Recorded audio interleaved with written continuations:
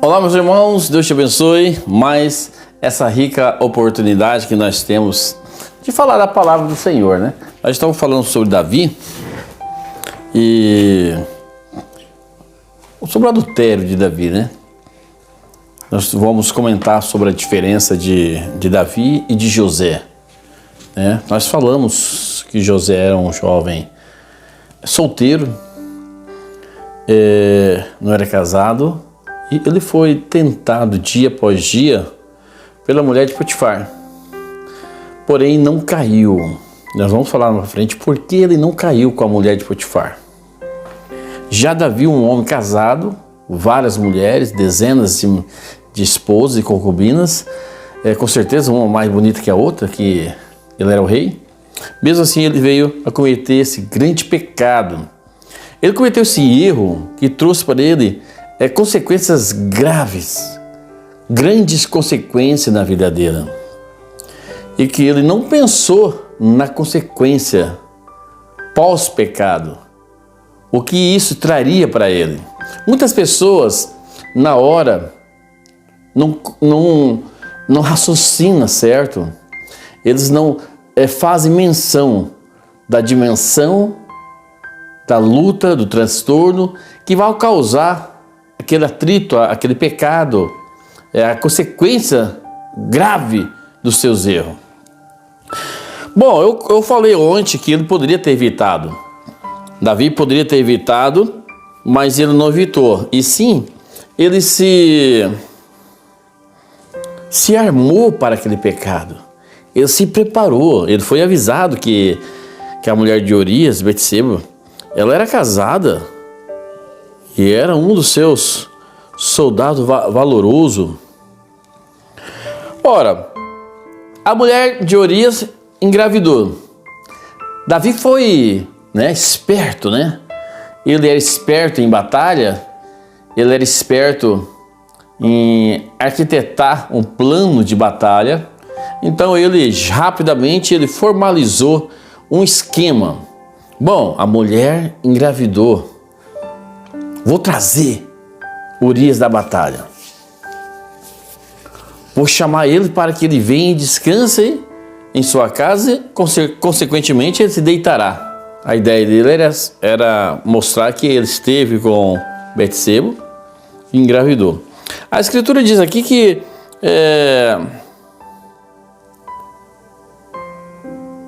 ele pediu para que fosse para sua casa. Porém, Urias se deitou à porta da casa real com todos os servos do seu senhor e não desceu à sua casa. Não funcionou. O primeiro esquema não funcionou. E fizeram saber a Davi, dizendo: Urias não desceu à sua casa. Então disse Davi a Urias: não vês tu numa jornada? Por que não desce à tua casa? Você está cansado em batalha? Por que você não vai para sua casa descansar? Olha a armação de Davi com Urias. Urias disse a Davi: a arca, Israel e Judá ficam em tendas, e Joabe, meu senhor, e o servo do meu senhor estão acampados no campo. Aí diz assim: ei de eu entrar em minha casa para comer e beber, para me deitar com minha mulher? Pela tua vida e pela vida da tua alma, não farei tal coisa. Urias era um homem mais justo, mais correto do que o próprio rei Davi. Ele não se achou justo enquanto todos estavam em batalha,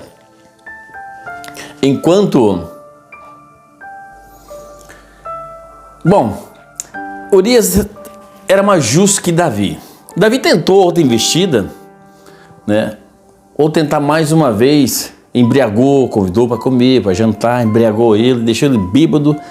Bom, pensando que ele iria para a sua casa se deitar com sua esposa. Mas ele não fez isso nem embriagado. Como não teve jeito, ele tinha que agir rápido. O que ele fez? Escreveu uma carta para Joabe e mandou-lhe na mão de Urias. A sentença de morte de Urias estava em suas mãos.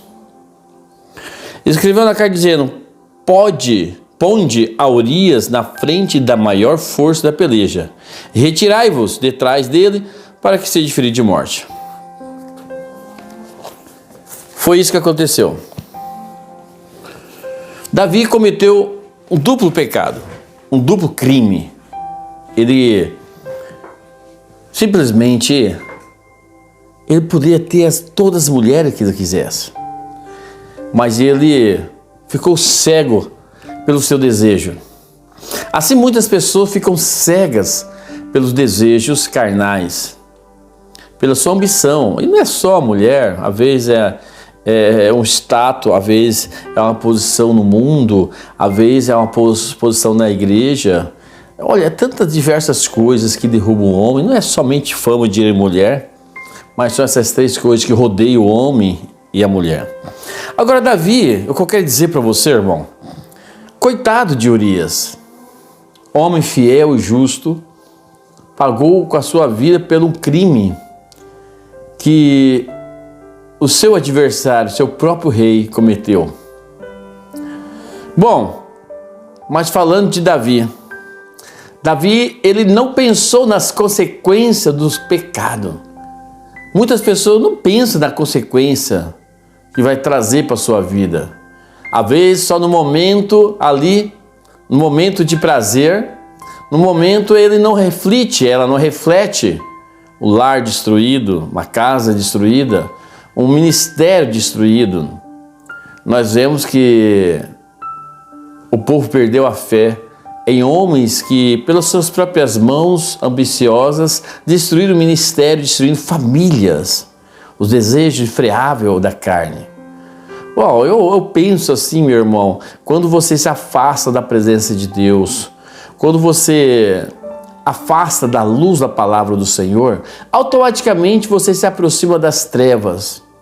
Então, você vai estar vulnerável a Satanás. Não afasta de Deus. Não afasta da luz. Permaneça na luz. Paga o preço, mas esteja ali debaixo da cruz. Hoje, muitas mulheres pagam o preço alto pelo divórcio, desviou, se foi para o mundo. Hoje, muitos homens pagam o preço alto do divórcio, do adultério. Quantos pastores pagam o preço alto? Muitos até pensam em se matar, mas isso não adianta. Bom, Davi, o profeta Natan, em 2 Samuel 12, 1, versículo até o 15, fala para ele sobre o seu crime, o seu pecado. Mas o que eu observo, a consequência do pecado de Davi foi catastrófica. A espada não saiu mais da sua casa. Se Davi tivesse parado para observar, se ele tivesse uma visão lá na frente, porque Deus é fiel e justo, ele não pode ter ninguém culpado por inocente toda a vida, irmão. Se você falhou, se você errou, você vai pagar um preço alto.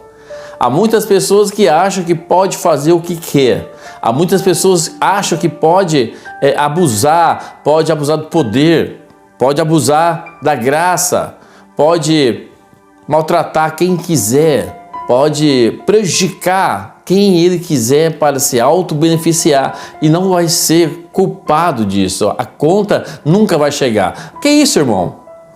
A conta chega cedo ou mais tarde. Cedo ou mais tarde a conta chega. Davi, a conta chegou e chegou rapidinho.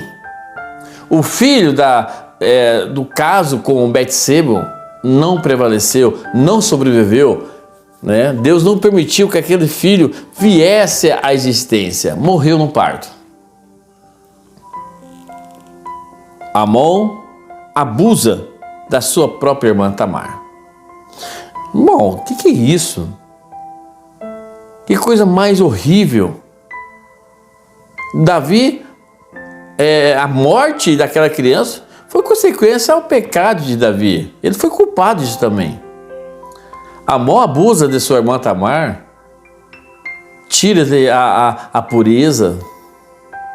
Davi não teve coragem nem de condená-lo. Era a morte que Amã deveria receber.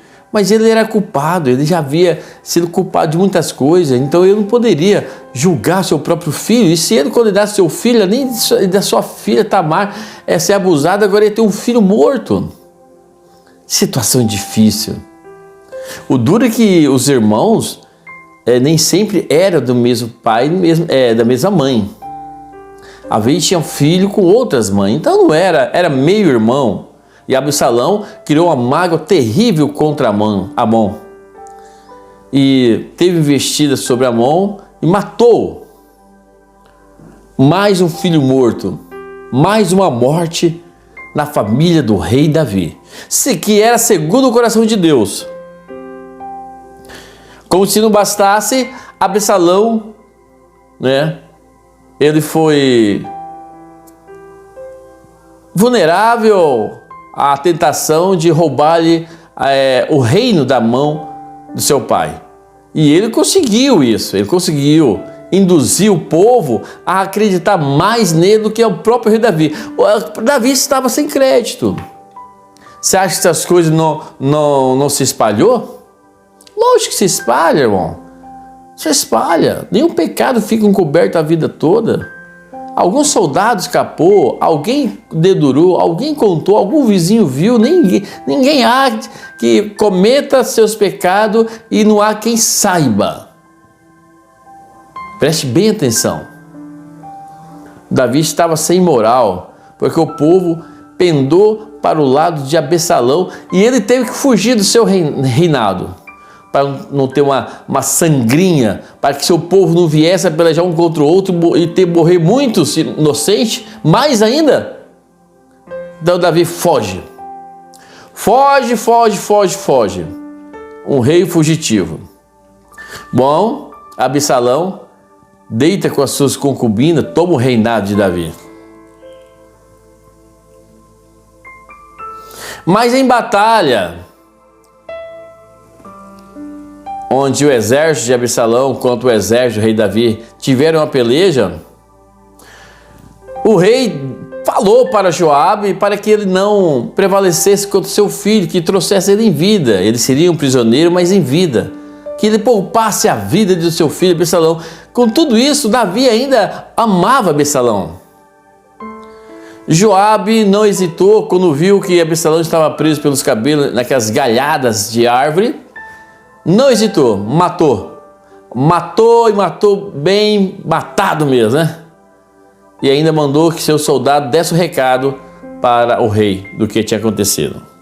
A morte estava ali, mais outro filho morto.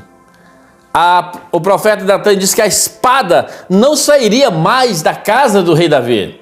Ora, irmão, se põe no lugar do rei Davi. Cada morte, cada luta, cada problema, ele voltava somente lá atrás e dizia: eu estou colhendo pelo que eu plantei. Ora, você tem que aceitar, irmão. Tem muitas coisas que você vai colher pelo que você plantou há 1 ano atrás, há 2 anos, há 5 anos atrás, 10 anos atrás, 20 anos, 30 anos atrás.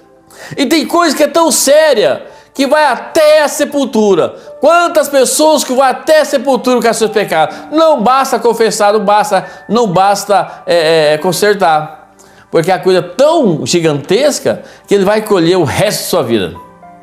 Tem coisa, irmão, que tem perdão, mas não tem conserto. Por isso que é bom você pensar 2, 3 vezes antes de você magoar alguém. A pessoa pode até te perdoar, mas nunca mais o coração será igual. Como se não bastasse, Adonias tenta roubar o reino de Davi ainda vivo. Vocês sabem que Salomão seria o próximo rei, já sido anunciado pelo rei Davi. Mas Joabe tentou investir contra o próprio rei Davi. Aquele soldado, aquele general que estava ao lado de Davi a vida toda, agora é contra Davi, se ajuntando com Adonias para tomar o reino das mãos de Salomão e seu pai. Mas vocês sabem da história. tanto Absalão, tanto Joabe e quanto ao filho do rei Davi, Adonias, são mortos por Salomão, por tentar roubar o trono de Salomão, seu pai. Olha, irmão, a gente pode ir muito longe, mas eu vou deixar para amanhã para eu falar sobre José. A grande diferença do rei Davi e de José. Davi, as consequências foi catastrófico. Então pare pouco e pensa. Não seja como Davi, que não pensa nas consequências. Pensa nas consequências. Pastor, pensa na consequência. Irmão, pensa na consequência. Irmã, pensa na consequência.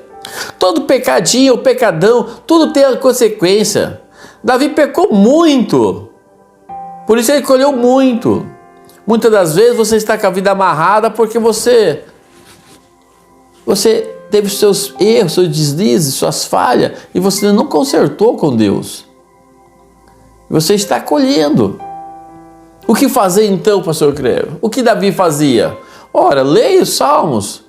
Davi clamou por misericórdia. Davi chegou a perder a alegria da salvação. Quantas coisas que acontecem em nossas vidas, em sua vida, que você chega a perder a alegria da salvação. Davi não perdeu a salvação, mas perdeu a alegria. Você sabe que é você orar, Deus não responder? Você sabe que é você clamar a Deus, passar aquela prova e aqui não passa? Porque toda prova tem seu tempo, mas toda prova, toda luta é um tempo determinado por Deus. Então você deve se humilhar. Deve se humilhar para que as mãos de misericórdia do Senhor possa fazer cessar essa luta que está em você. Deus te abençoe, Deus te guarde e proteja, conserte o mais rápido possível e seja prudente no falar, no agir. Seja prudente, irmão. Você pode viver acima do pecado, dos desejos carnais. Pode sim, Senhor. Você é maior que seu desejo sexual. Você é maior que seu desejo da sua vaidade, né? A beleza da mulher tem se tornado uma idolatria. Até mesmo o cabelo da mulher tem se tornado uma idolatria. E tudo que você põe ante Deus é uma idolatria, é um Deus. Então, seja maior que suas fraquezas, minha irmã, meu irmão, pastor amigo. Seja maior que as suas razões, que os seus direitos. Seja maior que os seus ódios, que as suas vinganças. Aprenda a amar, a perdoar. Aprenda a padecer, a sofrer. Aprenda a se distanciar, a se afastar daquilo que é contrário à palavra de Deus. Deus te abençoe e até o próximo vídeo. Olá, meus irmãos, aqui quem vos fala é o pastor Creve Caetano de Neves Paulista, São Paulo. Nós vamos estar juntinho com vocês no Retiro Espiritual aí em Lucas do Rio Verde, Mato Grosso, juntamente com o nosso companheiro, pastor William Cavalcante, que traz as boas-vindas a todos, irmão. Ele convida a todos a estar conosco da região de Lucas do Rio Verde. E vai ser uma bênção, jovens, crianças e adultos, pastores da região de Lucas do Rio Verde e da região de São Paulo, estaremos juntinho aí. Venha estar conosco no dia 22 e 23 e 24 de julho. O tema vai ser a família, vai ser uma bênção. Venham todos, vocês são os nossos convidados. É um retiro espiritual em Lucas do Rio Verde. Pastor William Cavalcante vos convida a todos a estar presente nessa data. E eu e mais outros pastores da região estaremos juntos para juntinho termos um companheirismo com Deus. Eu fiz a festa e tudo, agora eu quero.